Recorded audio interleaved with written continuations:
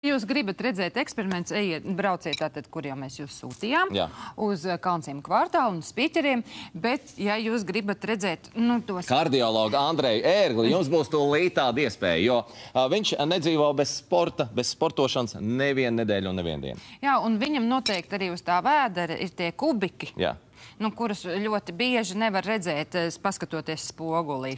Un viņam ir arī kāds ieteikums mums visiem kungiem labākajos gados. Tu neizstāst vēl. Vēl neesi, nemaz nelielies. Labi, jums, kungi, kuriem ir labākie gadi, būs ieteikums rekurs tūlīt no Andreja Ērgļa. Jā? Aiziet.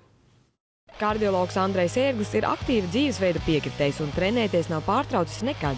Viņa mīļākie sporta veidi ir tenis un basketbols. Ārsta zināšanas un lielā sportošanas pieredze ļauj viņam viegli atrast kopīgu valodu ar treneri Sandru. Kas notiekās, ja es gribu ar čomiem sapulcēties, uzspēlēt tagad klasīti tenisu, futbolu. Man ļoti patīk tā filma, kur tas Ulds Dums saķēra to muguru, ka viņš tur desa vai kaut ko to skāpos.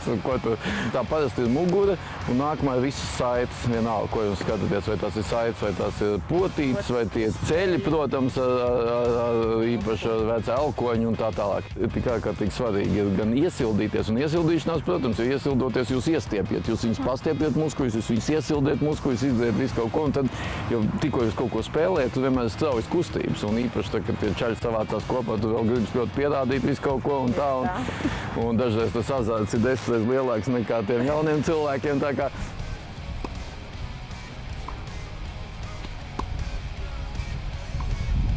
jūs nevariet nodarboties ar sportu, un tas ir jāsaprot. Mani draugi basketbolisti, kuriem spēlēja kopā seniori tajos mačos. Jūs nedrīkst tā, ka jūs atnākat uz maču, un jūs neesat bijuši uz treniņiem, jūs neesat vingrojuši, jūs muguras sāp, tad jūs tur klibodam visādi tur ejiet, tāpēc, ka faktiski īstenībā ir tā, ka pašas sacensības jau, viņas, protams, jaunībā ir treniņš un tā tālāk, bet sacensības kā tādas, tas nekādā veidā, un arī basketbola treniņš vai tenis treniņš nekādā veidā neaizvietot šo mazo muskuļu nostiprināšanu un šo fizisko sagatavotību. Manā skatījumā ir 3 svarīgas lietas. Viens ir iesildīties, viens ir atsildīties, un tad vēl atrast vismaz 2 reizes nedēļā mazos vingrinājumus uz paklājiņiem. Tad šobrīd mēs kopā ar Andreju mazliet iesildīsimies. Es centīšos parādīt iesildīšanās, gan atsildīšanās vingrinājumu lielajām muskuļu grupām.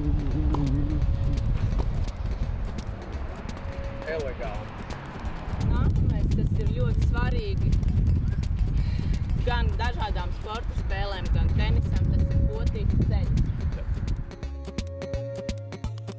Tāds svarīgi ir izlocīties.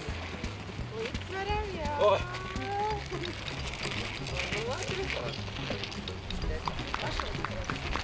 Bet mēs spēlējam arī pie jauniem cilvēkiem.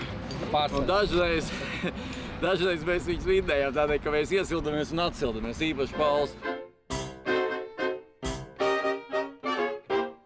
Mēs varētu aiziet parādīt, ko nozīmē atsildīšanās vingrinājums. Varbūt daudzi nemaz nezin, kas ir atsildīšanās. Man liekas. Jā, šie ir vingrinājumi, kas parasti negribas slinkums.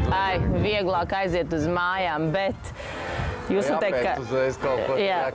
jūs noteikti zinat vairāk vai labāk, kad muskuļi sarājās un viņi ir jāizstiepa, un tāpēc rodās tās sāpes, ja viņi nav izstaipīti. Tad vienkārši stiepšanās purgals uz sevi, vienkārši saliekt, viena taisna, otra saliekta. Centīsimies. Un, pirsgaliņš uz sevi, kāja pāri kājai, pretējais elkons aizķeram celgalu un spiežam viens otram pretī. Tad abas 2 kājas. Šis uzdevums ir jāpild vismaz minūti. Tas, ko es gribu vienmēr parādīt, ir atsildīšanās, bet īstenībā ārkārtīgi svarīgi, ko jūs teicāt, ir tā vēdera presa, bet vēl svarīgāk ir tā muguras presa. Abas gan rodas, gan kājas augšā. Tā ir mugura presa. 2, 3, 4. Un vēl vēdera presa. Bet cik man nav daudz laika, tad es reizē daru kājas, bet neceļot kājas klāt. Tas ir vislabākais, kā nostiprināt īstenībā gan mugura presa, gan vēdera presa, un tad arī pat tas vēders, kas liekas. Viņš ir, bet iekšējie muskulīši. Muskulīši viņi notur, jā. Un izstās labāk nekā tā ir tāda korsetīta, tā kā meitenēm tagad ir tā koriģējošā veļa. Šitā ir ideāli koriģējošā veļa. Paldies jums, Andrej. kusties un esi vesels.